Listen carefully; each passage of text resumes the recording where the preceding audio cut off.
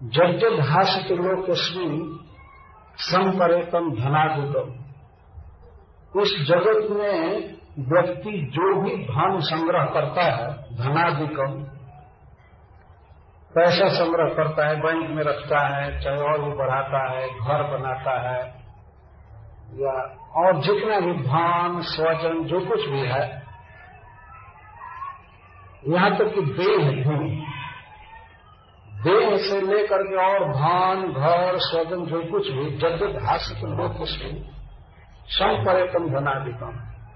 लेकिन जब जीव मर जाता है, संपरेतम मर जाता है, तो धन आदि उसको छोड़ देते हैं। जब व्यक्ति मरता है तो धन उसके साथ नहीं जाता है, घर नहीं साथ जाता है, स्वजन साथ नहीं देते हैं, देह भी यही चल जाती है।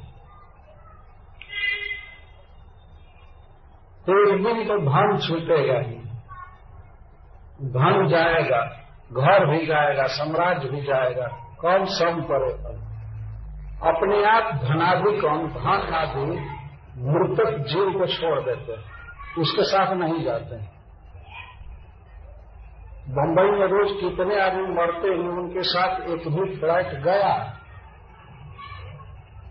देह भी नहीं गया, देह ही राख बना दिया गया या जमीन के अंदर दफना दिया गया, कुछ भी गया साथ में जीव के।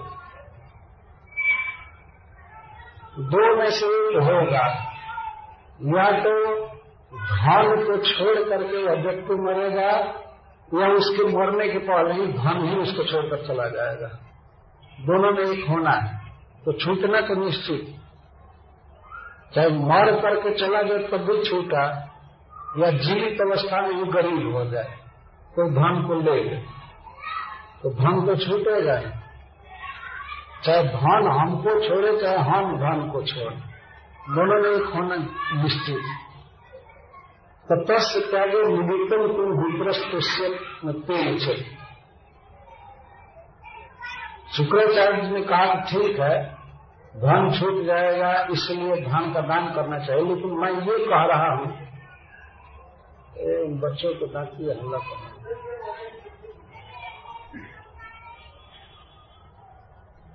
लेकिन तुम कुछ धन दान करो, कुछ दान करो।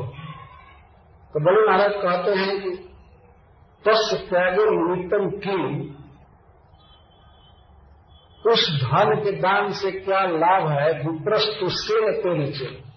मैंने दान भी किया, मान लीजिए मैं दूर भी, और ब्राह्मण का चित्त संतुष्ट नहीं हुआ, ये बेचारा जितना मांगता है उतना नहीं दे पाया, तो उस धन के दान से लाभ क्या हुआ, क्या था? जिसको हम खिलाने चले तो खिलाएंगे तो भर पेट खिलाएंगे ना, कि खा रहा है 4 रोटी और 2 रोटी देकर कह देंगे कि हो गया अब जाओ। और जब खिलाने चले तो पेट भर देंगे, पूरा भर पेट खिलाएंगे। शुक्राचार्य ने कहा कि आधा दो, चाहे चौथाई दो, कुछ दो, तो उन्होंने कहा कि नहीं, जितना से संतुष्ट होगा उतना दूंगा। और संतुष्ट होने में है ब्राह्मण सारा जगत ले ले तो ले ले, कोई चिंता मुझे नहीं। लेकिन जब दानी बना, देने चला हूं तो सारा दे करके रहूंगा, आधा क्यों दूंगा, यह विचार बल में है।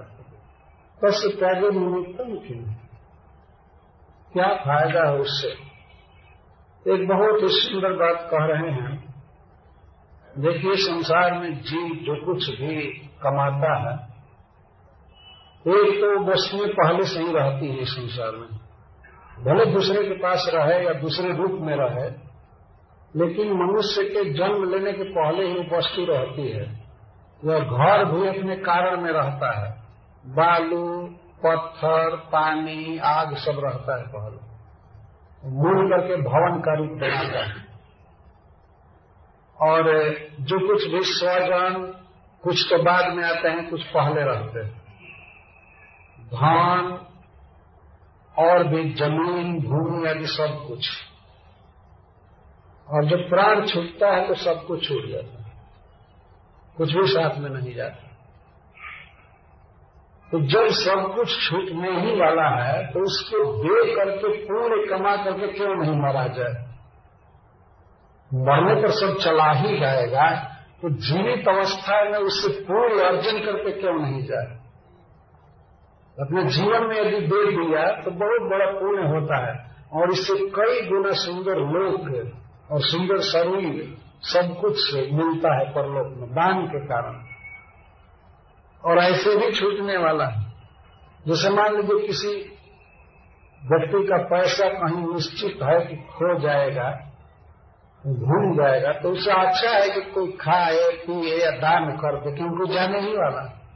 तो धन की 3 गति है। प्रथम है दान, दूसरा है भोग और तीसरा है विनाश। तो धन की उत्तम गति है दान। थोड़ा सा किया गया दान कोटि गुना लाखों गुना परलोक में मिलता है। ये शास्त्र का वचन। तुम 1 पैसा दोगे वो 10 लाख देगा। वास्तव में ये भगवान का हिसाब है।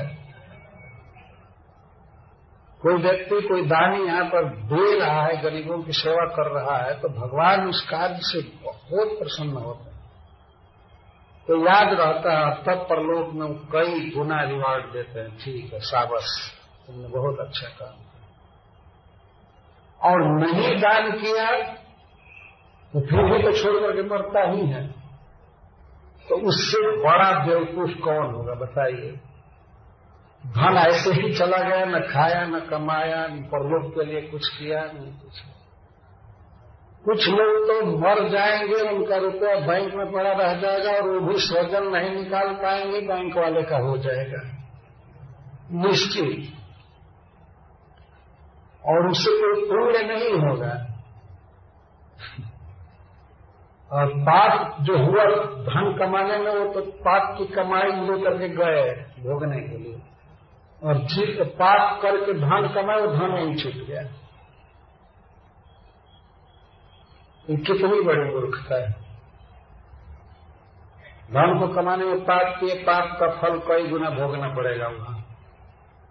पूर्ण किए में धन कमाने में पाप जरूर होता है, थोड़ा हो या ज्यादा, इसलिए दान करना चाहिए। दान से सारे पाप ध्वस्त हो जाते,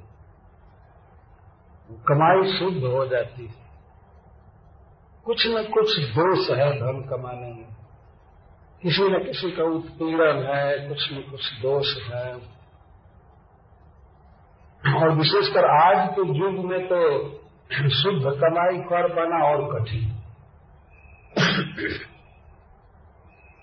तो बलि महाराज कह रहे हैं कि मनुष्य जो कुछ भी धन कमाता है इस संसार में, मरने पर सब छूट जाता है।